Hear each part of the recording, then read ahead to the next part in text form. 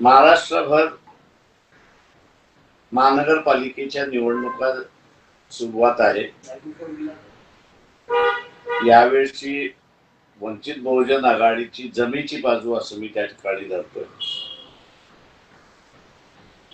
अनेक महानगरपालिका मतदारसंघामध्ये आम्ही जिंकण्याच्या परिस्थितीमध्ये आहोत. निश्चितपणे आम्ही खातं सर्वच महानगरपालिकेमध्ये उघडल्याशिवाय राहणार नाही अशी असणारी परिस्थिती आहे. दडपशाहीचं उदाहरण द्यायचं असेल तर नागपूरमध्ये पहिल्यांदा बीजेपीने असं जाहीर केलं की एकनाथ शिंदेची शिवसेना आणि अजित पवार यांच्या बरोबर आम्ही समझोता करणार नाही. एकनाथ शिंदे यांच्या शिवसेनेने वंचित बहुजन आघाडीच्या अध्यक्ष मंगेश वानखेडे आणि प्राध्यापक अनिकेत मून यांच्याशी कॉन्टॅक्ट करून आपण एकत्र लढता येईल का, त्यांच्या वाटाघाटी झाल्या. सीट शेअरिंग झाली पूर्णपणे. पण अचानकपणे बीजेपी आणि एकनाथ शिंदे शिवसेना यांची युती झाली. 9 जागा दिल्या आणि 9 जागावरती सुद्धा भारतीय जनता पक्षाचेच उमेदवार आहेत अशी परिस्थिती. म्हणजे शिवसेना एकनाथ शिंदेच्या शिवसेनेवरती त्यांनी दबाव टाकला अशी असणारी परिस्थिती. अजित पवारांचा एनसीपी जो आहे पॅरलल त्यांच्या बरोबरही बोलणी सुरुवात होती. त्यांच्या बरोबरही समझोता झाला, सीट शेअरिंग झाली. पण अचानकपणे अजित पवार एनसीपीच्या अध्यक्षांचा फोन आला की आपल्याला एकत्र बसता येत नाही, आम्हाला आदेश आले की आपण असणारा वेगळा लढा.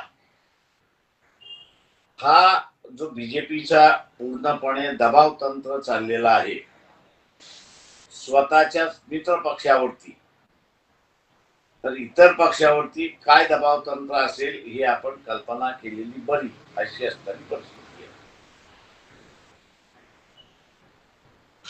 मुंबईमध्ये मी असं म्हणेन की आमची परिस्थिती अत्यंत चांगली आहे.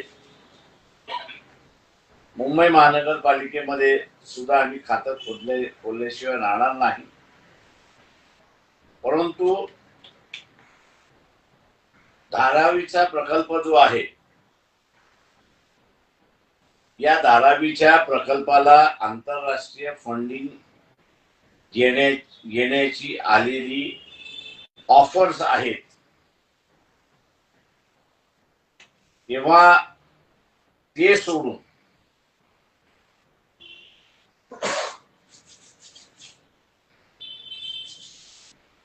उद्धव ठाकरे यांच्या शिवसेनेने अदानींना धारावीचा प्रोजेक्ट जो ऑफर केला, सँक्शन केला, याच्याबद्दल आम्ही निवडून आलो तर महानगरपालिकेमध्ये त्याच्यावरती फेरविचार केला जाणार आहे.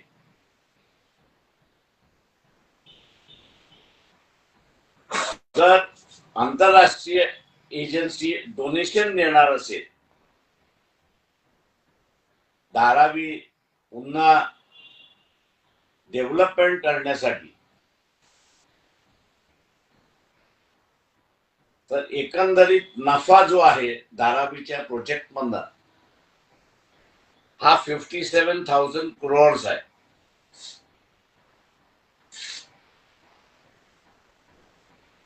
हा नफा महानगरपालिकेने का घेऊ नये,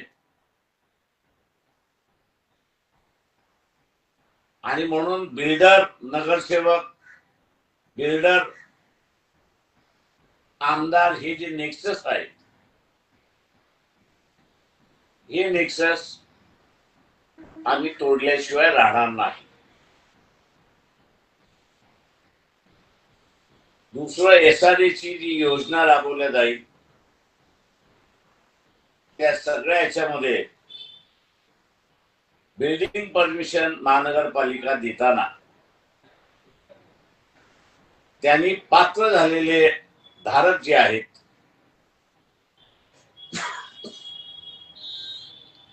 यांच्या बरोबर रेंट देणारा एग्रीमेंट केला आहे की नाही हे तपासले जाईल आणि रेंट एग्रीमेंट झाला असेल तरच त्याला बिल्डिंग परमिशन दिला जाणार आहे. मुंबई महानगरपालिकेमध्ये तिसरा महत्वाचा मुद्दा जो आहे तो म्हणजे इलेक्ट्रिसिटी सिटीमध्ये बेस्ट ही सप्लाय करते आणि सबब मध्ये पूर्वी टाटा सप्लाय करायची.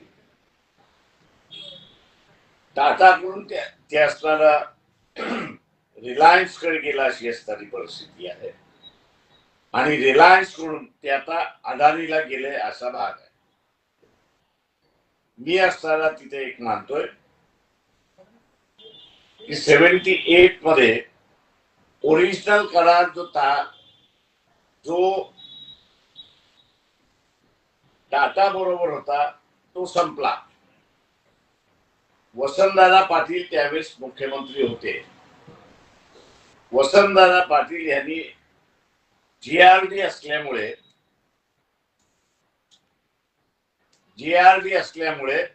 त्याची मुदत पुन्हा एकदा असताना वाढवली.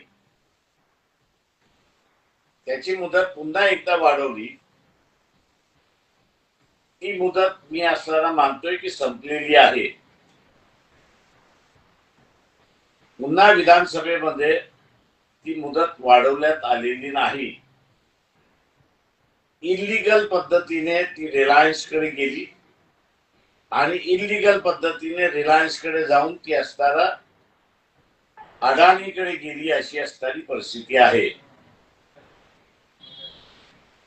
सिटीमध्ये इलेक्ट्रिसिटी ही स्वस्त मिळते आणि सबब मध्ये इलेक्ट्रिसिटी महाग मिळते अशी असणारी परिस्थिती आहे. सिटीमध्ये इलेक्ट्रिसिटी स्वस्त देऊनही जो नफा होतोय तो नफा बेस्ट ट्रान्सपोर्टला सबसिडाइज करण्यासाठी त्या ठिकाणी वापरला जातोय. मुंबईची जॉग्राफी बदललेली आहे, डेमोग्राफी बदललेली आहे आणि पॉप्युलेशन जी आहे ही सबब मध्ये अधिक वाढलेली आहे. महानगरपालिकेमधली निवडून आलेल्या सदस्यांमार्फत हा प्रश्न उपस्थित केला जाईल आणि अदानीकडची असणारी सप्लाय साईड जी आहे जे वीज ते काही सप्लाय करत नाही तर बिलिंग फक्त करून जे घेतात ते पुन्हा बेस्टकडे वर्गीकृत करण्याच्या दृष्टिकोनातून आमचे प्रयत्न राहतील. त्याचा फायदा हा आहे की बेस्टचा नफा वाढला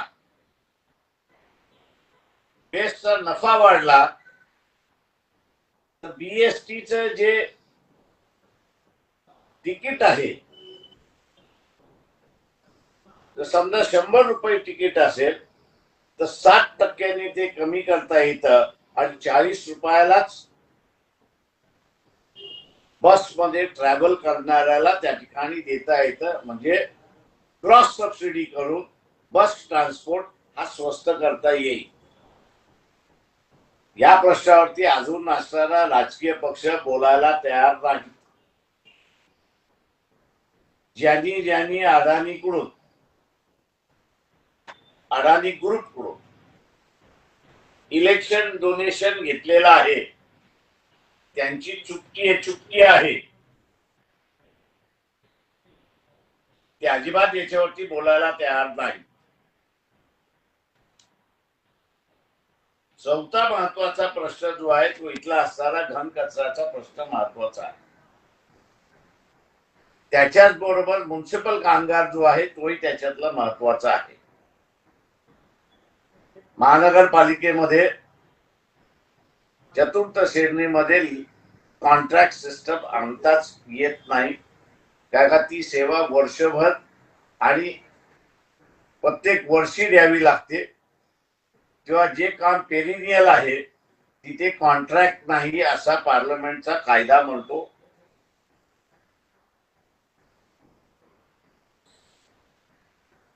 चौथं जे आहे, या ऍडमिनिस्ट्रेशनच्या कालावधीमध्ये ऍडमिनिस्ट्रेशनने अंदाधुंदी पद्धतीने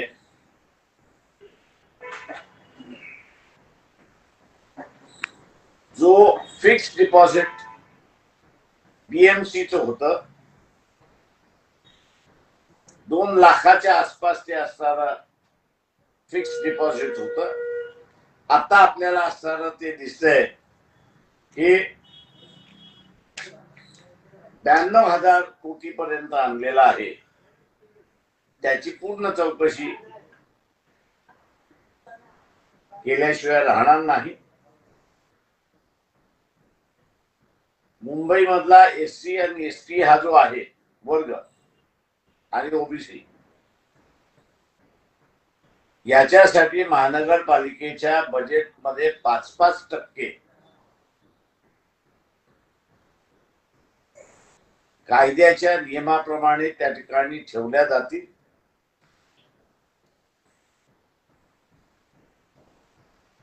आमच्या जाहीरनाम्यामध्ये आम्ही असताना म्हटलंय की हे शहर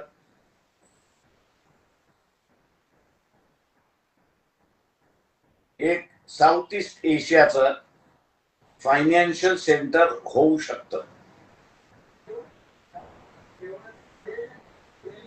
आणि हे फायनान्शियल सेक्टर जे आहे त्याचं पोझिशनिंग कुठं करायचं असं जर प्रश्न असेल तर आम्ही सजेशन दिलंय,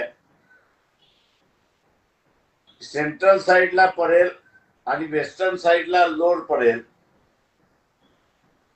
वेस्टर्न साइडला माटुंगा आणि ईस्टर्न साइडला माटुंगा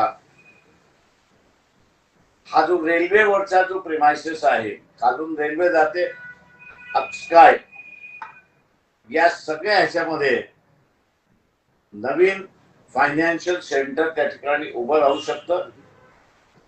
आणि साऊथ ईस्ट एशियाची डिमांड जी झालेली आहे की सिंगापूरला पॅरलल फायनान्शियल सेंटर पाहिजे, ते मुंबई होऊ शकतं. आणि मुंबई हे खऱ्या अर्थाने आहे असं त्या ठिकाणी मानतोय. शेवटचं आम्ही असताना त्या ठिकाणी हे म्हणालो की महानगर म्हणजे मुंबई ही अनेक जणांना माहित नसेल तर पोर्तुगीजनी ही डावरी म्हणून इंग्लंडच्या हेनरी यांना देण्यात आली होती. आणि मुंबईचे 3 हिस्से आहेत त्याच्यामुळे. एक केंद्राचा हिस्सा आहे, एक राज्याचा हिस्सा आहे आणि एक हा महानगरपालिकेचा हिस्सा आहे. काका ही डावरी इंग्लंडला होती. स्वातंत्र्य मिळाल्यानंतर ही डावरी या तिन्ही ह्याची झाली आणि त्याची तशी वाटणी झालेली आहे. महानगरपालिकेची जी जागा आहे त्याच्यावरती ज्या झोपडपट्ट्या आहेत, या सगळ्या झोपडपट्ट्यांवरती मराठी टक्का हा वाढला पाहिजे. दुर्दैवाने शिवसेनेने SRA आणून हा मराठी टक्का कमी केलेला आहे. तो वाढवण्याच्या दृष्टिकोनातून महानगरपालिकेच्या जागेवरती जे SRA ची स्कीम राबवण्यात जाईल, शिल्लक राहिलेल्या जागेवरती मराठी माणसालाच ते अलॉटमेंट केला जाणार आहे. या ह्याच्यातून आम्ही असताना मानतोय की 1 लाख मराठी कुटुंब हे मुंबईमध्ये बसू शकतो. आणि घसरलेला टक्का हा आपण वाढवू शकतो. आपण आता विचार तुम्ही आरोप केला सुरुवातीला तुम्ही प्रेसमध्ये म्हणाला की उद्धव ठाकरेंनाच धारावीच्या संदर्भामध्ये अदानीला देण्यासाठी प्रोजेक्ट सँक्शन केला. मुळात ठाकरे सातत्याने याच्या विरोधात बोलत आहेत. मग ठाकरे हे दुतर्फी भूमिका डोंगीपणा करतायत त्या सगळ्या विषयात. त्यांच्याच मुख्यमंत्रीच्या कालावधीमध्ये अडाणीशी करारनामा करण्यात आलेला आहे. त्याच्यामुळे तो ढोंगीपणा आहे, खोटारडेपणा आहे, काय आहे तो आहे. त्यांच्याच कालावधीमध्ये मी आता कुवेतचे जे राजे आहेत त्या कुवेतच्या राजांना त्यांचं धार्मिक विधी ज्यावेळेस असतो त्यावेळेस जकात भरावा लागतो.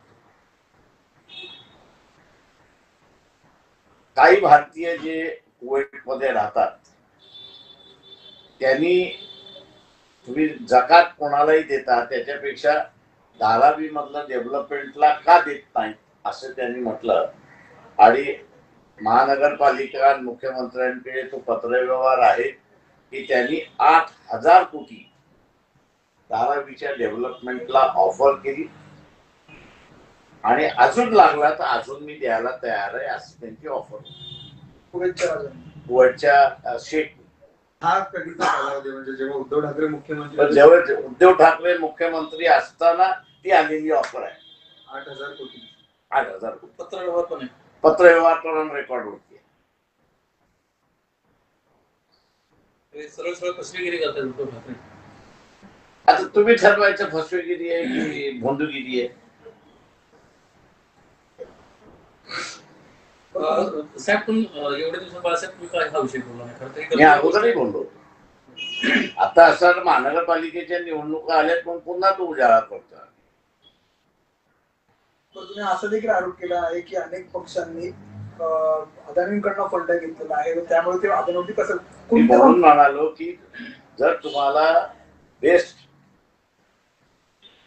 हे स्वस्त करायचं असेल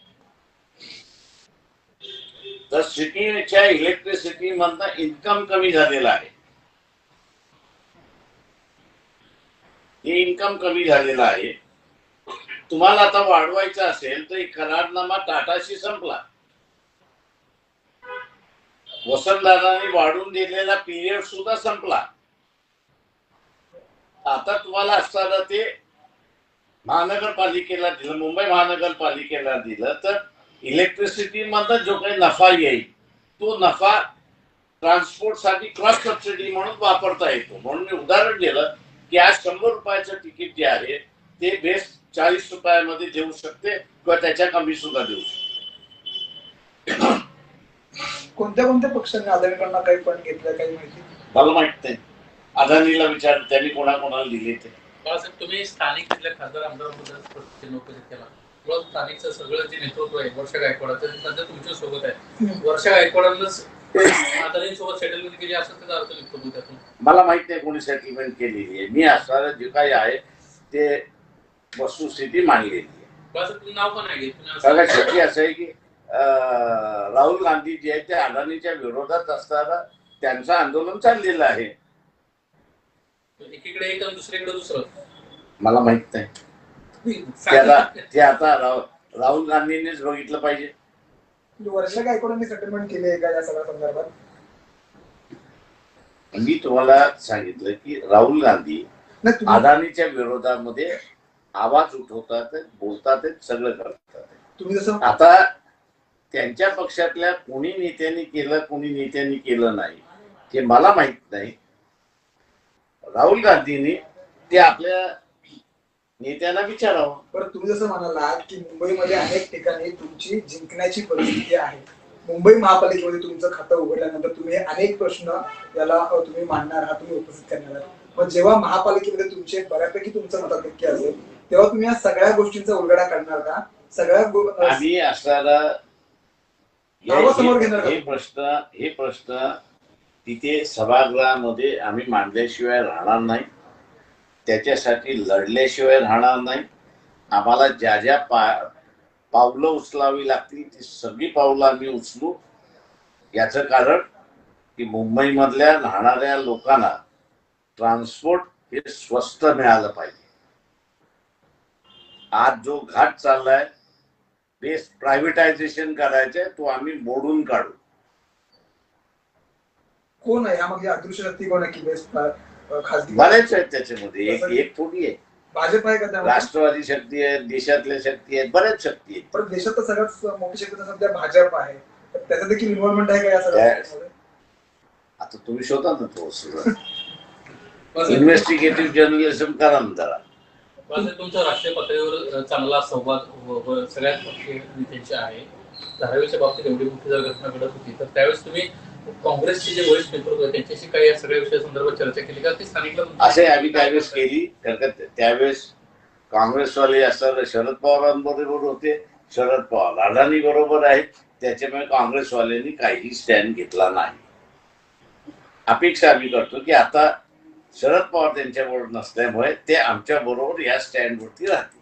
सर, तुम्ही एकीकडे म्हणतायत की उद्धव ठाकरे यांच्या काळात जे आहे ते अदानींसोबत चर्चा झाली किंवा ते पत्रव्यवहार झाला शेख यांची, पण कालच मुख्यमंत्री देवेंद्र फडणवीस यांची देखील धारावीत सभा पार पडली. तेव्हा असं म्हणतात की कुठल्याही वैयक्तिक व्यक्तीला हे म्हणजे धारावीचं जे काही पुनर्विकासाचा प्रकल्प आहे तो कुठल्याही वैयक्तिक व्यक्तीला देण्यात आलेला नाहीये. तो अडाणी ग्रुपला देण्यात आलेला आहे, ते नाकारतात कसं काय? मग फडणवीस काल थेट भाषणात बोलले, पूर्णपणे खोटं बोलले फडणवीस. आणि असं देखील आणि सभागृहामध्ये माझ्या यावेळेस अत्यंत मजा आहे, कारण कोणाचंही बहुमत येताना मला दिसत नाही. त्याच्यामुळे जी काही सभागृहातली दादागिरी जी आहे ती दादागिरी यावेळेस चालेल असं मला दिसत नाही. वंचितचे साधारण किती जागा येऊ शकतात मुंबईमध्ये, काय अंदाज तुमचा विश्वास? ते आम्ही असताना काही ते स्पेक्युलेशन करत नाही, पण एवढं सांगतो की त्या सभागृहामध्ये ठस्सा उमटवण्यासाठी जे काही लागेल तेवढी स्ट्रेंथ आमची असेल. बाळासाहेब, एकंदरीत मागच्या काही दिवसांपासून अनेक पक्ष असे जे विचारधारेसाठी आम्ही लढतोय असं सातत्यानं सांगत असतात. त्यांचा फार बोजा वारलाय अशा पद्धतीचीच परिस्थिती. तुम्ही विचारधारेसाठी लढताय, कोणत्याही परिस्थितीत भाजप सोबत नाही अशी तुमची ठाम भूमिका आहे. असं असताना तुम्ही या सगळ्या पक्षांकडे कसं बघताय? दोन राष्ट्रवादी एकत्र होत आहेत, तिकडे एमआयएम सोबत भाजप जाते, काँग्रेस सोबत भाजप जात आहे, शिंदे राष्ट्रवादी सोबत जाते. ते आम्ही असताना त्याच्यामधला एक आहे की या सगळ्या पक्षांना येत्या काही कालावधीमध्ये वंचित बहुजन आघाडीशिवाय पर्यायी नसतात, एवढं मी सांगतो. ते वंचित सत्तेमध्ये असू शकते महापालिकेच्या ह्याच्यामध्ये? मी एक म्हणालो त्याच्यामध्ये की कोणाचीही मेजॉरिटी नाही. त्याच्यामुळे असणारं समीकरण कशी होती या आपण अमरनाथ बघितलं. काँग्रेसने इमिजिएट रिॲक्शन केलं आणि आपल्या असताना ह्याला काढलं. उद्याचं असणारं जे महाराष्ट्रातलं आहे की धरून चालू की सगळ्यात मॅक्सिमम बीजेपी लढते, त्याच्या नेक्स्ट काँग्रेस लढते, थर्ड जे आहे ते एकनाथ शिंदे लढतात आहेत. सॉरी, दुसरं असं म्हणा काँग्रेस ठाकरे दुसऱ्या क्रमांकावरती प्लेस करतायत, एकनाथ शिंदे तिसरा आहे. आता याच्यामध्ये जिंकतंय अधिक कोण याच्यावर बीजेपी किती जिंकणार, काँग्रेस वंचित बहुजन आघाडी किती जिंकणार, त्याच्यानंतर एकनाथ शिंदे किती जिंकणार आणि नंतर असणारा पक्ष किती जिंकणार. समजा सायझेबल असणारे एकनाथ शिंदे आले आणि काँग्रेसने त्यांचा महापौर केला नाही तर अख्खी समीकरण बदलतात.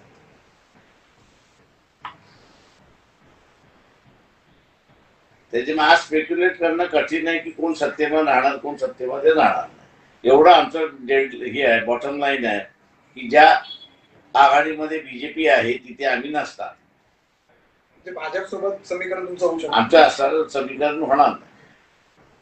भाजप सोडून कोणी आणि भाजपला आमच्याबरोबर समीकरण करायचं असेल तर त्यांनी RSS ला पहिल्यांदा असताना म्हणजे पहिली कंडिशन राहणार की RSS ला पहिल्यांदा त्यांनी लेबर कॉन्ट्रॅक्ट म्हणून लेबर ऍक्ट खाली, इलेक्शन कमिशनच्या ऍक्ट खाली, त्या ट्रस्ट ऍक्ट खाली किंवा ह्याच्यामध्ये कुठल्या तरी ह्याच्यावर त्यांनी रजिस्टर करावं स्वतः.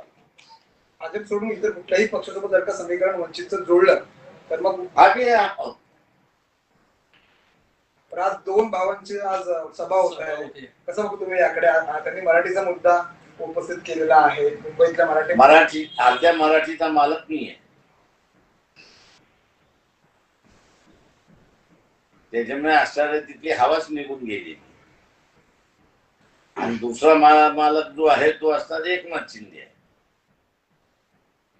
बाळासाहेब तुमचं ठाकरेंशी चांगलं जुळलं होतं, आपण सोबत होतो. ठाकरेंनी स्वतःची अवस्था बोलत नाही, पण आज त्यांची जी अवस्था आहे ना, त्यांनी आमच्या बरोबर जी गद्दारी केली त्याच्यामुळे त्याची ही अवस्था आहे.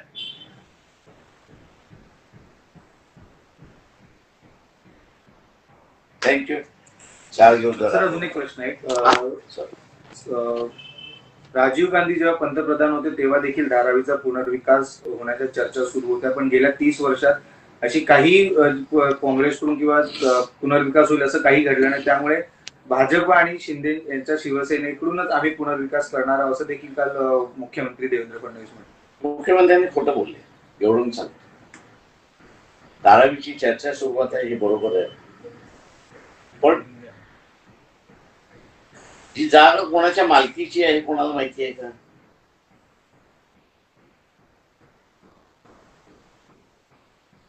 धारावी अक्षी ही जीजीबाई नावाच्या असणाऱ्या माणसाची आहे आणि ब्रिटिशांनी जीजीबाईला ही जागा दिल्यामुळे इन बदल्यामध्ये जीजीबाईने ब्रिटिशांना माथेरानची रेल्वे लाईन बांधून दिली. ब्रिटिशांनी ही जागा जीजीबाईला दिली तेव्हा जीजीबाईने इन रिटर्न माथेरानची रेल्वे लाईन आपली ह्याच्यावरनं चालते, सेंट्रल रेल्वेला माथेरानला जाते, ती जीजीबाईने बांधून दिली. त्याच्यामुळे त्याचा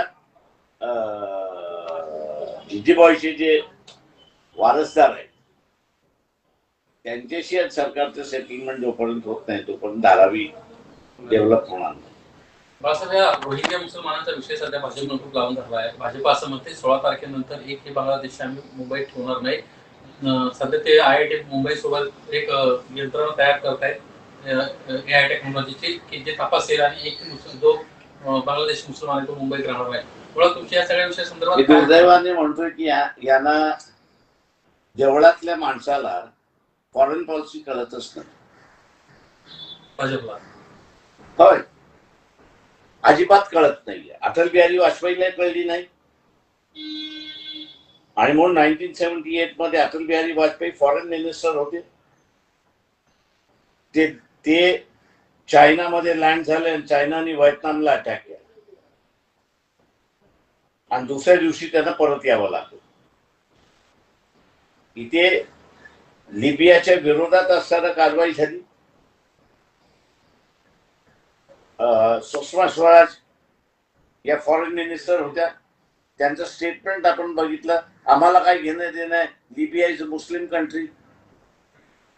अरे त्या लिबियाच्या देशातल्या माणसांचा धर्म मुस्लिम असेल पण तो एक देश आहे ना. ऍज अ तुमचं foreign relation as a nation to nation असतं. तिथल्या असणारा तो धर्म आहे ना, हा धर्म आहे याच्याशी नसतं. तुम्ही बांगलादेशीनं हाकलणार असं तुम्ही म्हणताय, पण 77 मध्ये 71 मध्ये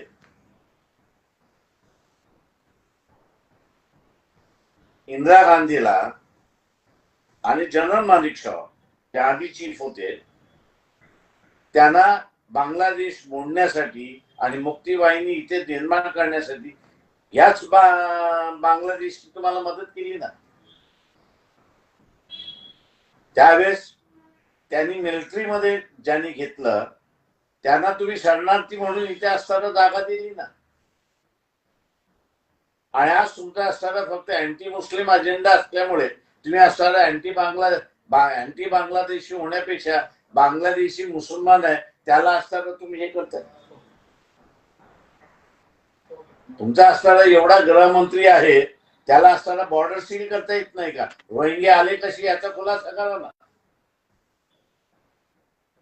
भाजप त्यांच्या स्वार्थासाठीच त्यांना देते असं बीजेपी, माझा आरोप आहे हा की देशाला बळी देते स्वतःच्या असणाऱ्या धार्मिक राजकारणासाठी.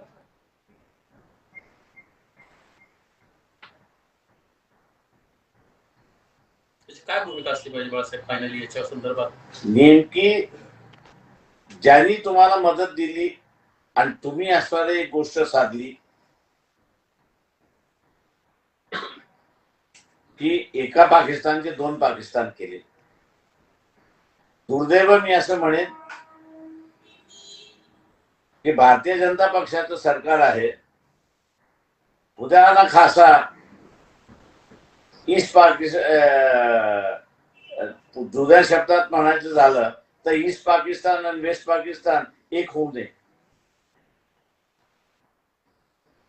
आपल्या इथे दुर्दैवाने आंतरराष्ट्रीय राजकारणाचं डिस्कशन हे वर्तमानपत्रातही नाही आणि टीव्ही माध्यमांमध्ये सुद्धा नाही. समजणारे बरेच आहेत, फिरणारे सुद्धा बरेच आहेत, पण त्यांना स्पेसही दोन्ही ठिकाणी मिळत नाही अशी परिस्थिती आहे.